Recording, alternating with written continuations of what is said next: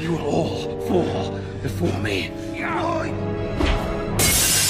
지금 보시는 장면은 어벤져스 1편에서 로키가 아이언맨인 토니 스타크를 집어 던지는 장면입니다. 아주 위험해 보이죠?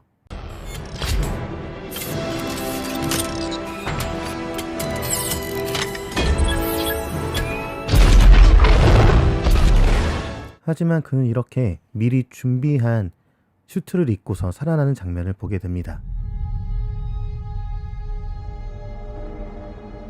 I used to have nothing. 아이언맨뿐만이 아닙니다. 첩보 영화 같은 것들을 보면 극적인 순간이 한 번씩 있습니다. 스파이인 주인공이 임무를 수행하다가 악당들한테 걸립니다. 그리고는 열심히 도망을 가요. 꼭 도망을 가도 빌딩의 높은 곳, 막다른 곳으로 가서 악당들에게 둘러싸이고 맙니다. 음악은 고조되고 곧 주인공은 악당들에게 잡힐 것만 같은 순간이 그려집니다. 그때 주인공의 선택은 빌딩에서 뛰어내려 버리는 거예요. 그 높은 곳에서 망설임 없이 뛰어내려 버려요. 그럼 악당들은 뒤늦게 상황을 파악합니다. 주인공은 자신이 처음부터 설계해 놓은 도주로로 낙하산을 피든지 헬리콥터를 타든지 해서 유유히 그 자리를 피하는 것이죠. 최악의 악수라 생각한 곳은요, 최고의 묘수의 도주로가 되는 것입니다. 이러한 내용의 영화 클리셰는요, 거의 모든 스파이 영화나 액션에서 심심치 않게 등장합니다. 모두가 끝이라 생각할 때 주인공만은 끝이 아니라 생각하고 확신하고 움직이는 것이요. 오늘 본문도 이러한 영화 클리셰처럼 모두가 끝이라 생각해서 누군가는 절망하고 누군가는 자신들의 승리를 장담하며 조롱하고 있을 때 확신을 갖고 움직이신 예수님에 대한 이야기를 하고 있습니다.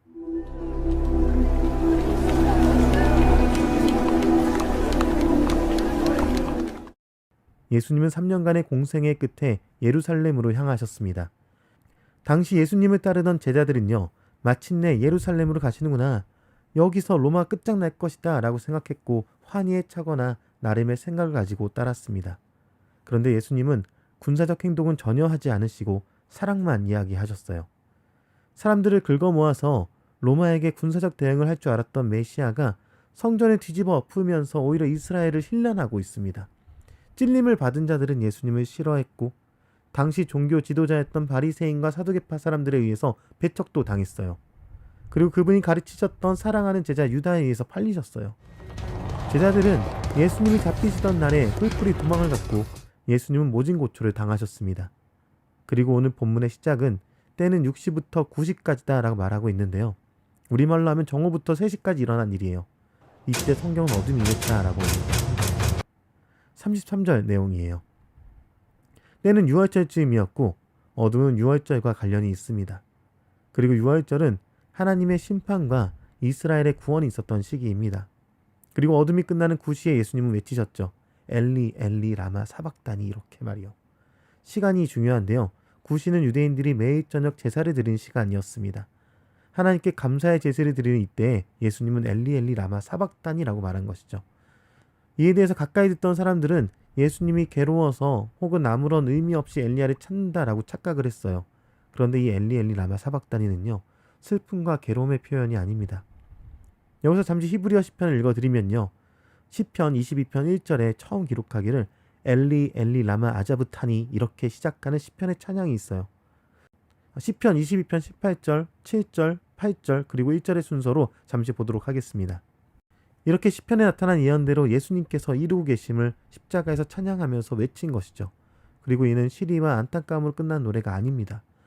시편 22편 23절과 24절에 나타난 대로 이스라엘 모든 자손이 용기를 얻고 함께 감사하게 될 것이라고 외치는 승리의 찬양을 하고 있는 거예요. 23절과 24절입니다.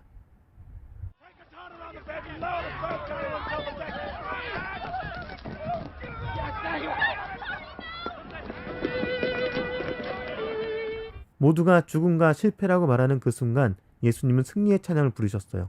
예수님은 시편에 예언하시고 계획하신 방법대로 플랜을 진행하셨어요. 모두가 절망 가운데 있었고 모두가 예수님의 방법이 틀렸다 말했지만 막다른 골목이라 생각했던 그곳에서 예수님은 승리의 찬양을 부르시고 우리를 구원하신 것입니다. 누가 배신했습니까? 예수님을 가장 가까이서 따랐던 제자 중 하나인 유다가 배신했어요. 그는 예수님의 말씀을 온전히 신뢰하지 못했어요. 그리고 예수님을 온전히 따르겠다고 말하는 우리도요, 날마다 주님을 신뢰하지 못하면서 주님 없이 살아가려 하는 경향을 가지고 있습니다. 야, 인연이 그렇게 누가 조롱했습니까? 예수님을 잡았던 로마 병정들은요, 예수님을 조롱했습니다. 침을 뱉었고 옷을 찢어서 나눠 가졌습니다. 그리고 지금도 마찬가지로 예수님을 알지 못하는 세상은 여전히 교회를 인터넷으로 그리고 폭력적인 언어로 각종 미디어를 만들어서까지 조롱하려 합니다. 누가 절망했습니까? 예수님의 제자들은 절망하고 도망을 갔습니다. 예수님이 가르쳐 주신 모든 것들은 잊어버리고 예수님을 신뢰하지 못하고 절망하고 도망했으며 예수님을 모른다 3번 부인하기까지 했어요. 교회를 향한 소망 없어 보이는 소식들이 다가올 때 많은 그리스도인들은 똑같이 절망하고 예수님을 모른다까지 이야기하고 있습니다. 그런데 예수님의 입에서 나온 것은 소망의 찬양이었어요. 우리 교회는 미련하도록 예수님의 방법을 믿고 신뢰해야 합니다. 그것이 지혜예요. 여호와를 경외하는 것이 지식의 근본이라 했습니다. 우리는 오늘 하나님이 이루신 구원에 감사하고 오늘 승리를 주실 것을 기대하며 끝까지 주님께 붙어있는 저 여러분이 되어야 합니다.